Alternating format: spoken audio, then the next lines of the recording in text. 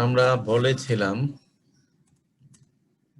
যে cyclic device এবং steady flow device অথবা রিজিড ট্যাঙ্ক হলে বাউন্ডারি ওয়ার্কটা এটার কোনো মিনিং নাই, সেখানে ইউজফুল ওয়ার্ক বলতে অ্যাকচুয়াল ওয়ার্কেরই সমান। তাহলে রিভার্সিবল ওয়ার্ক দেখলাম, ইউজফুল ওয়ার্ক দেখলাম, বাউন্ডারি ওয়ার্ক দেখলাম, তাহলে ইরিভার্সিবিলিটিটা কি এখানে সেটাকে কোয়ান্টিফাই করি। কিছুই নয়, the difference between the reversible work and the useful work. Reversible ওয়ার্কটা হলো ম্যাক্সিমাম ওয়ার্ক আউটপুট তোমার এই সিস্টেম থেকে পাইবা, ওটা হলো রিভার্সিবল ওয়ার্ক। সেখান থেকে ইউজফুল ওয়ার্কটা বাদ দিলা। ইউজফুল ওয়ার্ক বলতে actual work minus surroundings work. যদি এক্সপানশন হয় আর কম্প্রেশন হলে সারাউন্ডিংসটা যোগ হবে। তাহলে রিভার্সিবল মাইনাস ইউজফুল, এটাই হলো তোমার ইরিভার্সিবিলিটি। ঠিক আছে,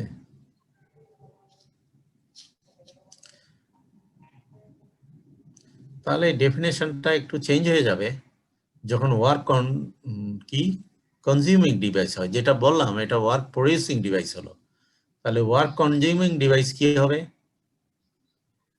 রিভার্সিবল ওয়ার্কটা হবে তোমার অ্যাকচুয়াল ওয়ার্ক যেটা, তার থেকে রিভার্সিবল ওয়ার্ক কম হবে না।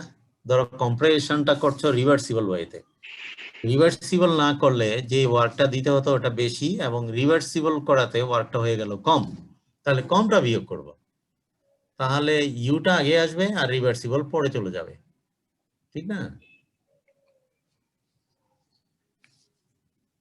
তাহলে রিভার্সিবিলিটিটাও আমরা কোয়ান্টিফাই করতে পারলাম এখানে। রিভার্সিবল ওয়ার্ক বের করে ইউজফুল ওয়ার্ক বের করবো, এই দুটো ডিফারেন্স থেকে আমরা এই রিভার্সিবিলিটি সিস্টেমের কত সেটা আমরা দেখবো। এই রিভার্সিবিলিটিটা যত দূর করতে পারবা তত তোমার এক্সার্জিটা বেড়ে যাবে। The reversibility is equivalent to the exergy destroyed. এই যে যেটা রিভার্সিবল ওয়ার্ক পাইলা আর ইউজফুল ওয়ার্ক পাইলা, এই দুটোর ডিফারেন্স তো ইরিভার্সিবিলিটি। ইরিভার্সিবিলিটি তাহলে অর্থটা কি? এই যে ম্যাক্সিমাম ওয়ার্ক পটেনশিয়াল এখানে ছিল আর কিছু useful work, maximum useful work আর এটা হলো ইউজফুল ওয়ার্ক, এই দুটোর ডিফারেন্সটা আসলে আমরা কাজে লাগাইতে পারিনি, রিভার্সিবিলিটি হয়ে গেল। ওই অংশটাই হলো এক্সার্জি। এটার তো টোটাল এক্সার্জি প্রোডাকশন করেছিলাম, এটা এই ইউজফুলটা বাদ দিলে এই অংশটা আমরা বলছি এক্সার্জি কি পরিমাণ ডেস্ট্রয় হয়ে গেল। তাহলে reversibility is equivalent to the exergy destroyed. For a totally reversible process, the actual and reversible work terms are identical. নাকি এটা তো বুঝতে পারছো?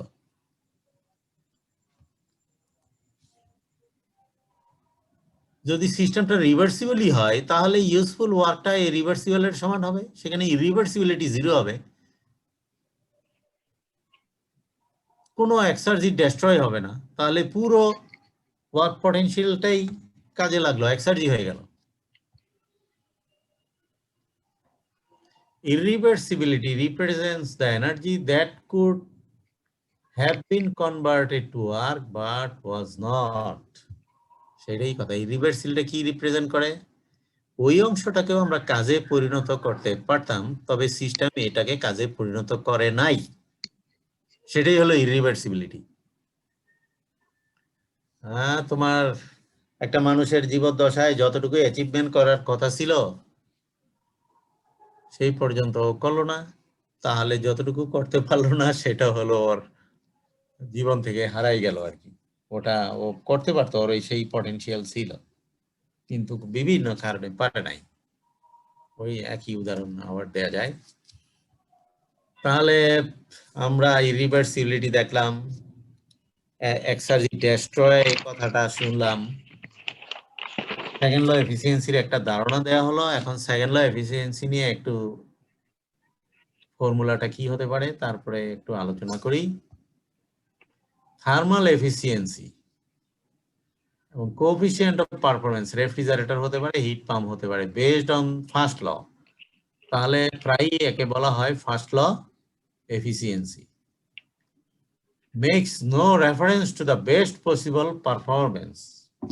এই ধরনের এফিসিয়েন্সি আসলে ইঞ্জিনটার বেস্ট পসিবল পারফরমেন্স কি সেটা নিয়ে কিছু বলছে না, শুধু এফিসিয়েন্সি বের করলাম, কিন্তু ভালো কত হতে পারতো সেই কথাটা যে বলছি না, সেটা আমার দরকার। আমার দরকার হলো একটা সিস্টেমকে কতটুকু ভালো করা যায় সেটা মেকানিক্যাল ইঞ্জিনিয়ার হিসেবে জানা দরকার।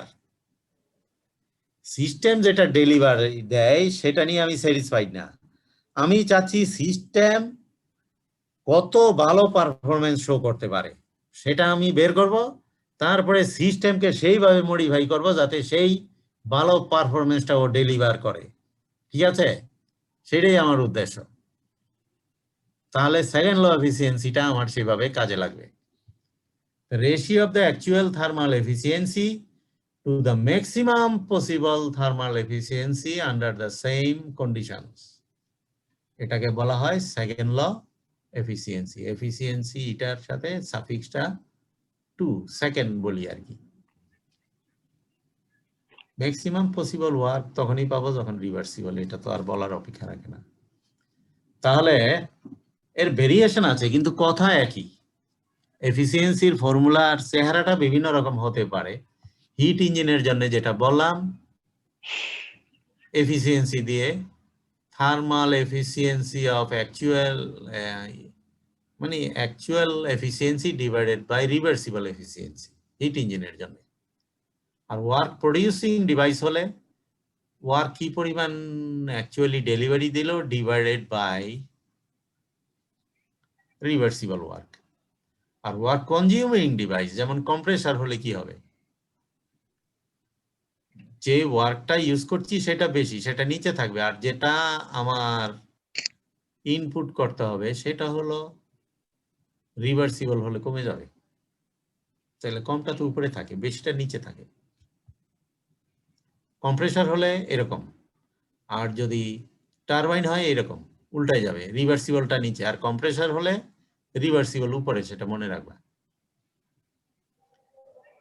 রেফ্রিজারেটর এবং হিট পাম্প হলে COP divided by reversible COP. COP নিজেই একটা coefficient of performance efficiency, first law efficiency divided by maximum possible coefficient of performance. আবার ইন জেনারেল কি বলা যায় second law efficiency, exergy recovered. Exergy recovered বলতে ধরো energy আছে, ওই তোমার যেই উদাহরণটা প্রথম দিলাম এনার্জি আছে 1 কিলোজুল, এক্সার্জি রিকভার্ড করা হলো সেই হিট থেকে, ওয়ার্ক পটেনশিয়াল পেলাম হলো 0.7 কিলোজুল। তাহলে এক্সার্জি রিকভার্ড হলো 0.7 kilojoule divided by exergy supplied. Exergy না 0.7 কিলোজুল নয়, এক্সার্জি রিকভার্ড করা হয়েছে 0.63, আর এক্সার্জি সাপ্লাই দিয়েছিলাম আমি 0.7 কিলোজুল। তাহলে টোটাল যেই ম্যাক্সিমাম ওয়ার্ক পটেনশিয়ালটাকে বলি এক্সার্জি সাপ্লাইড, আর যেটা বাস্তবে আমার ডেলিভারি দিল রিয়েল ইঞ্জিন সেটা এক্সার্জি রিকভার্ড। তাহলে exergy supply minus exergy recovered, তাহলে কি থাকলো, ওই ডিফারেন্সটা হয়ে গেল এক্সার্জি ডেস্ট্রয় হয়ে গেছে। তাহলে এটাকে এইভাবে লেখা যায়, এক্সার্জি রিকভার্ড কে লিখবো exergy supplied minus exergy recovered divided by exergy supply. তাহলে এক্সার্জি সাপ্লাই কাটা গেলে 1 থাকবে, আর ডেস্ট্রয় ডিভাইডেড বাই সাপ্লাইটা থেকে যাবে। এইবার এখান থেকে এখানে আসা যায়। ঠিক আছে, লিখে তোমরা এই কাজটা করবা। তাহলে second law efficiency is a measure of performance of a device relative to its performance under reversible condition.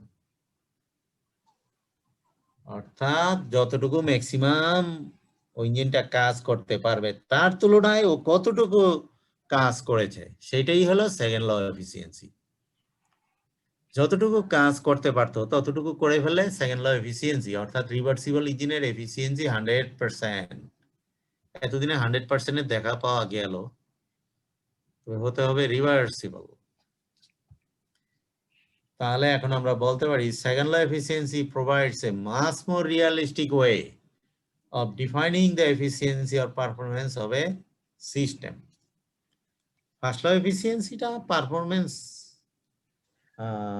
Show করা মানে ডিসক্রাইব করার একটা ওয়ে, তবে মোর রিয়েলিস্টিক হলো সেকেন্ড ল এফিসিয়েন্সি। এবং কম্পারিজন করার জন্য এটা কম্পেয়ার আমি করব, তারপরে দেখবো যে কিরকম হলো। মানে স্যার সেকেন্ড ল এফিসিয়েন্সির ক্ষেত্রে আমরা এক্সার্সিটাকেই আর কি হাইয়েস্ট পয়েন্ট ধরে নিচ্ছি, এবার এটার সাথে কম্পেয়ার করে যত কম বা বেশি এরকম আর কি। হ্যাঁ ওটাই এক্সার্জির ডেফিনেশন থেকেই তো আমরা, হ্যাঁ এক্সার্জির ডেফিনেশনেই কিন্তু ম্যাক্সিমাম পসিবল ওয়ার্ক আউটপুট, ঠিক না? Yes sir. যেহেতু ডেড সেকেন্ড ফাইনাল স্টেটটা হলো ডেড স্টেট এবং প্রসেসটা হলো রিভার্সিবল প্রসেস, তাহলে আমাদের রেফারেন্সটা চেঞ্জ হয়ে গেল, এটা একটু রিয়েলিস্টিক হয়ে গেল, ঠিক না? জি স্যার। একটা মানুষ যেটা করতে পারবে না তার সাথে কেন আমি কম্পেয়ার করব? Yes sir. সবচেয়ে ইয়ে হলো যে যেটা করতে পারতে পারে পসিবল তার সাথে আমি কম্পেয়ার করি। মাঝে মাঝে ছাত্রদের ওই যে বলে না যে রিলেটিভ মার্কিং করেছে স্যার, আমরা ছাত্র ছিলাম যখন তাও বলেছি রিলেটিভ মার্কিংটা কি তোমাদের 180 জন ছাত্রের ভিতরে আমি ধরে রাখলাম টোটাল মার্কস 100, এর ভিতরে কেউ 70 পাইলো, কেউ 60 পাইলো, কেউ 30 পাইলো, পার্সেন্টেজ অফ মার্কস অথবা 300-এর ভিতর কত পাইলা এটার একটা পার্সেন্টেজ বললাম, তখন বাইরে থার্ড একটা লোক আইসা দেখলো যে ও তো 60% নাম্বার পেয়েছে, ও 70 নাম্বার পেয়েছে।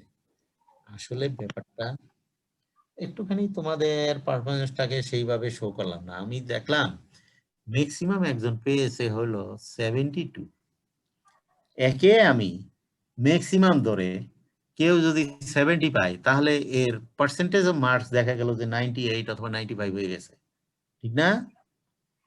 তাহলে ম্যাক্সিমাম পসিবল পারফরমেন্সের সাথে কম্পেয়ার করে বাকি ছাত্রদের যখন আমি ইয়ে করব, রেটিং করব, তখন এটা একটা রিয়েলিস্টিক ওয়ে, তুমি ও বুঝতে পারবে যে ছাত্ররা আসলে মানে ভালো ছাত্রের সাথে অন্যান্য ছাত্রের সাথে কতটুকু ডেভিয়েশন আছে, অর্থাৎ এদেরকে কি পরিমাণ এদের উপরে কাজ করতে হবে যাতে পারফরমেন্সটা প্রায় ভালো হয় সবচেয়ে। হ্যাঁ, এটা একটা রিয়েলিস্টিক ওয়ে হলো না কম্পারিজন মার্কসটা দেখে? স্যার সেকেন্ড লটা বেশি রিয়েলিস্টিক। হ্যাঁ, সেকেন্ড ল এফিসিয়েন্সি যেটা বেশি realistic. The exergy supplied is the decrease. আচ্ছা এত কিছু এগুলো তো বললাম, এগুলো পড়লেই বুঝতে পারবা। এই যে দেখো এখন এই সেকেন্ড ল এফিসিয়েন্সি এখান থেকেও বোঝা যাচ্ছে, দেখো দুইটা ইঞ্জিন, সোর্সের টেম্পারেচার একটা 750 আর একটা হলো 1200, সিঙ্কের টেম্পারেচার সেম। হ্যাঁ, তাহলে ইঞ্জিন দুইটার এফিসিয়েন্সি ম্যাক্সিমাম এফিসিয়েন্সি কত? ম্যাক্সিমাম রিভার্সিবল এফিসিয়েন্সি এটার হবে 60% আর এটার হিসাব করে দেখলা 70%, অবশ্যই হবে ওই যে টেম্পারেচার দিয়ে। আর যদি ধরে নাও এই প্রথমটার এফিসিয়েন্সি 25% আর দ্বিতীয়টার এফিসিয়েন্সি হলো দুটার, আচ্ছা দুটা ইঞ্জিনেরই এফিসিয়েন্সি সেই, কম্পারিজন করতে তো কোনো একটা জিনিস সমান করতে হবে। দুটোর এফিসিয়েন্সি থার্মাল এফিসিয়েন্সি শো করছে 25%, source temperature difference, sink temperature same করেছি। এখন রিভার্সিবল এফিসিয়েন্সি দুইটা অবশ্যই দুই রকম হবে যেহেতু সোর্স আর সিঙ্ক ডিফারেন্ট। এখন কোন ইঞ্জিনটা ভালো, তাহলে কি করবা? প্রথম ইঞ্জিনটার সেকেন্ড ল এফিসিয়েন্সি বের করে দেখলাম 41.7%, মানে ম্যাক্সিমাম এফিসিয়েন্সি 60 উপরে যেটা শো করছে। আর দ্বিতীয়টা দেখলাম কত, 25/75, 33%। তার মানে কি জানো? তার মানে কি? তার মানে তুমি মেকানিক্যাল ইঞ্জিনিয়ার, তুমি জানো এর ওয়ার্ক পটেনশিয়াল অনেক বেশি কার, এই সোর্সের টেম্পারেচার যার বেশি, অথচ ও সেকেন্ড ল এফিসিয়েন্সি 33%। তুমি বলবা কি এ আন্ডার পারফর্ম করছে? জি স্যার। একে প্রথমটাকে যতটুক না বকা দিবা তার থেকে বেশি বকা আরে ডাইকা শোকস টোকস কইরা কি হয়ে যায় আপনার, নাকি যে এত খারাপ পারফর্ম করার তো আপনার কোনো কারণ নাই, কি করছেন? তারপরে মেকানিক্যাল ইঞ্জিনিয়ার এখানে কাজ করে একে একটু অনেক বেশি এফিসিয়েন্ট বানাইতে পারবে, কোথাও যেন লস হচ্ছে, কিছু একটা হচ্ছে আর কি। তাহলে দুটোর এফিসিয়েন্সি সেম, অথচ রিভার্সিবল এফিসিয়েন্সি 75% হওয়া সত্ত্বেও অ্যাকচুয়ালি ওর সেকেন্ড ল এফিসিয়েন্সি কম। তার মানে এ আন্ডার পারফর্ম করছে। একে তুমি ফাঁকি দিতে মানে ফাঁকিবাজদের ধরে ফেলার একটা রাস্তা আর কি সেকেন্ড ল এফিসিয়েন্সি।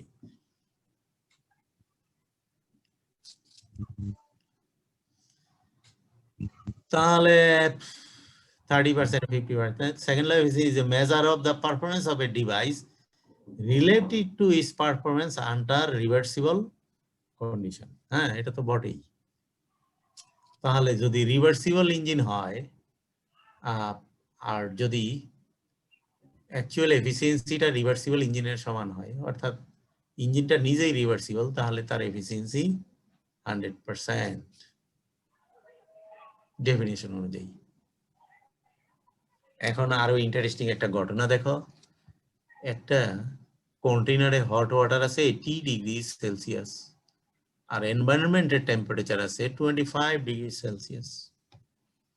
এখন কি হচ্ছে, এইখানে কোনো ইয়ে রাখলে না আর কি, এই যে টেম্পারেচার ডিফারেন্সের কারণে হিট ট্রান্সফার হচ্ছে, পর্যায়ে কি হবে জানো, হিট ট্রান্সফার হতে হতে হতে হতে কখন, যখন এটার টেম্পারেচার 20 কন্টেইনার, আচ্ছা আমার কি হইলো,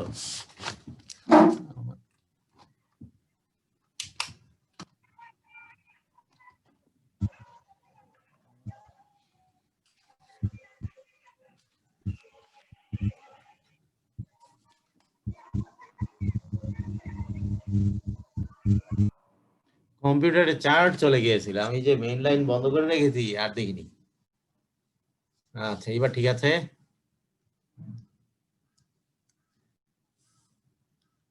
তোমরা কি শুনতে পাচ্ছ?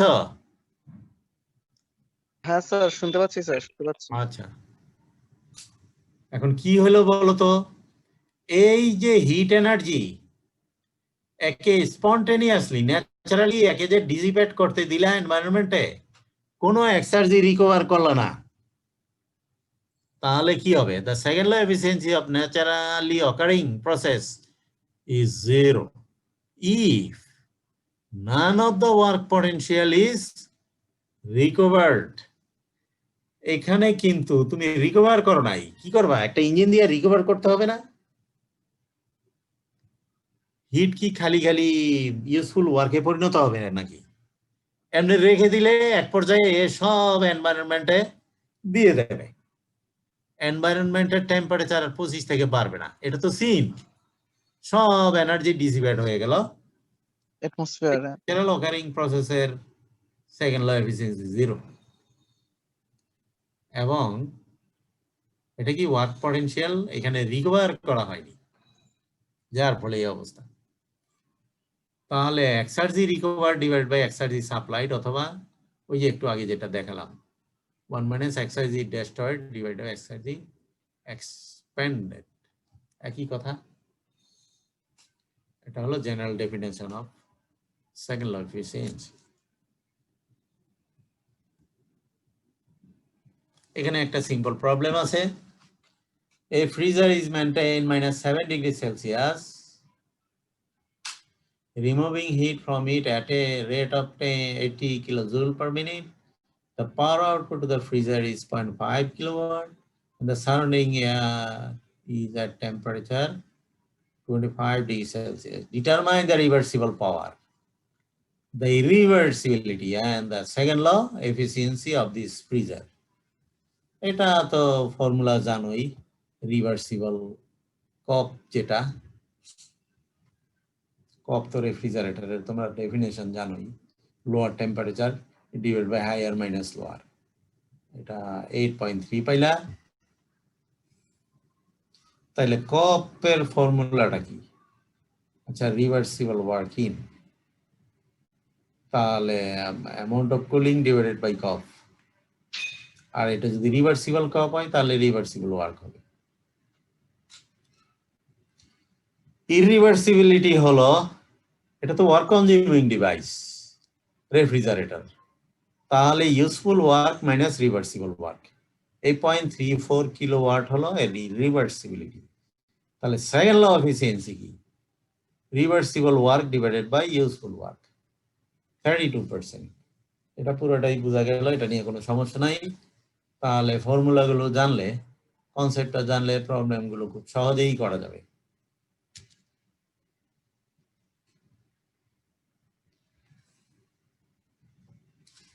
এখন আমরা দুটো ডেরিভেশন করব। এক্সার্জি কোনো একটা পার্টিকুলার পয়েন্টে সিস্টেমের কোনো একটা পার্টিকুলার স্টেটে এক্সার্জি কত সেটা পাওয়া যায়, আবার অন্য একটা স্টেটে, এভরি স্টেটে এক্সার্জি আছে, এবং দুটো স্টেটের ভিতরে এক্সার্জির ডিফারেন্সটাও বের করা যায়। তাহলে কোনো একটা পার্টিকুলার পয়েন্টে এক্সার্জি কত সেটা যদি আমরা হিসাব করি, তাহলে দুটো পয়েন্টের জন্য ডিফারেন্স করে ফেললেই হয়ে যাবে।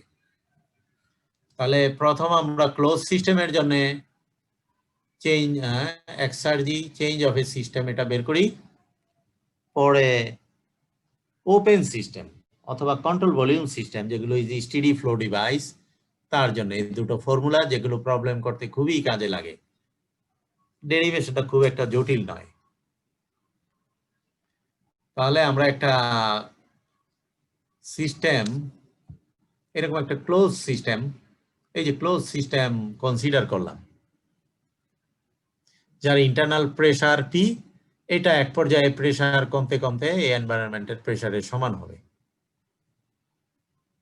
আর এই যে এই ওয়ার্কটাকে বলি আমরা বাউন্ডারি ওয়ার্ক। ইউজফুল ওয়ার্কটা কখন হবে? এই অ্যাকচুয়াল ওয়ার্ক থেকে যখন সারাউন্ডিং ওয়ার্ক বাদ দেব তখনই ইউজফুল ওয়ার্ক হবে, ঠিক না? এই পিস্টন এইখান থেকে যে হিটটা নিয়েই তো হিট ইঞ্জিনটা রান করে, তাহলে ইউজফুল ওয়ার্ক আর হিট ইঞ্জিন যে ওয়ার্ক ডেলিভারি দিল। আচ্ছা, এই সিস্টেমে ফার্স্ট ল অফ থার্মোডাইনামিক্স আমি যদি অ্যাপ্লাই করি, Q minus W equal to change of internal energy, এটা তো ফার্স্ট ল অফ থার্মোডাইনামিক্স। এখানে কিউ মাইনাস ডব্লিউ আমরা দেখেছি, কিন্তু আবার মাইনাস কিউ হলো কেন?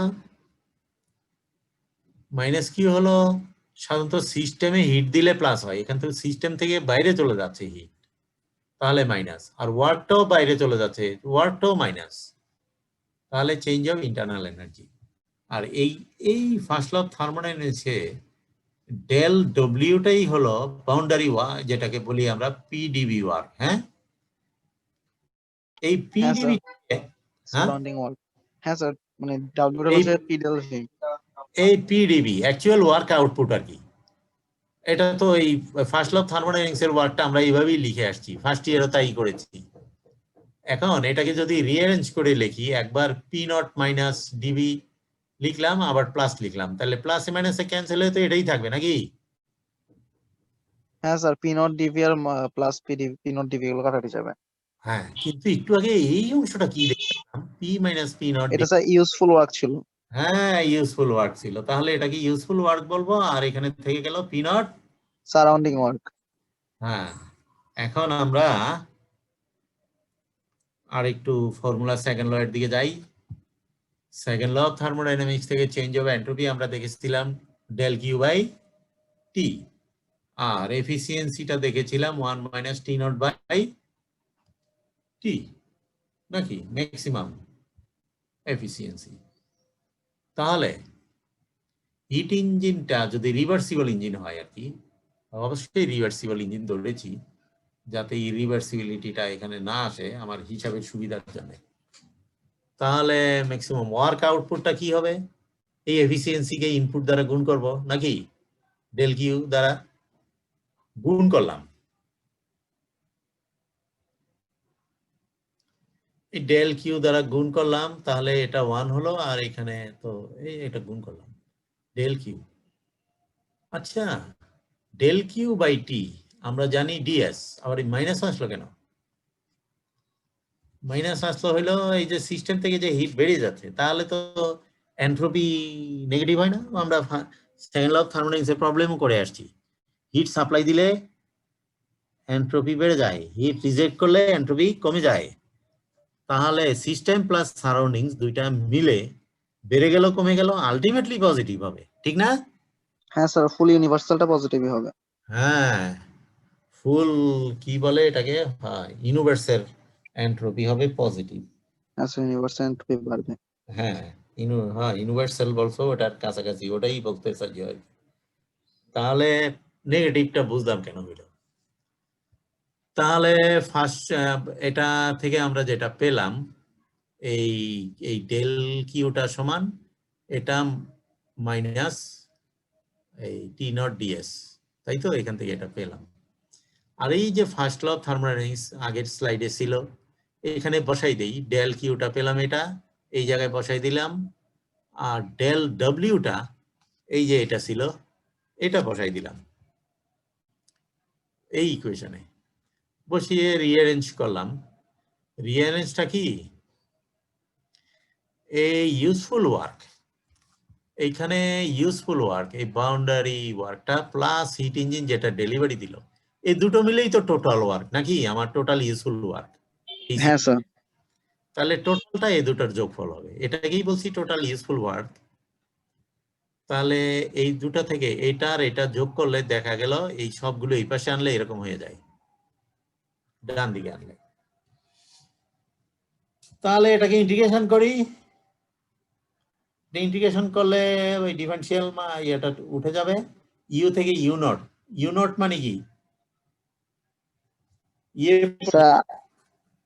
স্যার ইনিশিয়ালি যে ইন্টারনাল এনার্জি ছিল না নাকি? হ্যাঁ স্যার। তাহলে ইউ মাইনাস ইউ নট আর পি নট তো কমন, তাহলে V minus V naught minus T naught S minus S naught, initial entropy change. Entropy change. তাহলে এটা একটা ইকুয়েশন তো দাঁড়াই গেল।